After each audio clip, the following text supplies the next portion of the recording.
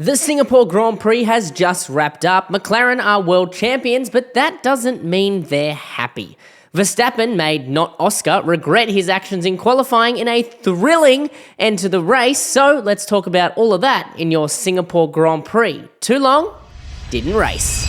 The left side of the starting grid had a massive disadvantage, with most cars on that side dropping places. Lando made contact with Verstappen and bumped Piastri out of the way, but papaya rules didn't seem to exist today, and Oscar wasn't happy. Russell, thankful for the clean air, which is so important in Singapore, was able to rocket his lead and get away from the rest of the pack. McLaren tried to be a little cheeky, calling the most obvious bluff in the history of bluffs, saying to Lando, box to overtake Verstappen.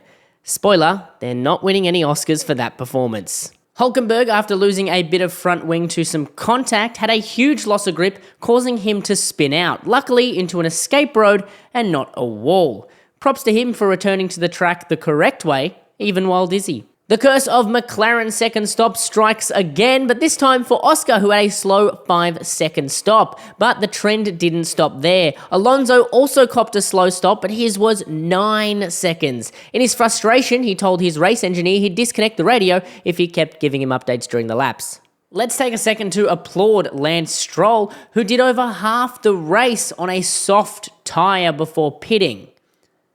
His tyres must have been screaming. In a weird moment, someone in the commentary box opened a can of soft drink for millions to hear. I wonder what he was drinking. Verstappen, who was struggling with downshifts, was tasked to hold off Lando for about 15 to 20 laps on 7-lap older tyres, with the back markers causing massive issues for Verstappen and allowing Lando to close in within DRS. If you needed proof that clean air was important in Singapore, Verstappen was able to snatch second place, holding Lando back, even with the advantage of DRS. Norris simply couldn't overtake. Meanwhile, Russell on his Sunday drive, 5 seconds ahead, won the Grand Prix, but driver of the day still eludes him. That honour went to Alonso. Russell hasn't won it since his first race with Mercedes in 2020. Russell first, Verstappen second, Norris third, and Piastri fourth, really bringing this championship fight even closer. And that's all for your Singapore Grand Prix. Too long, didn't race.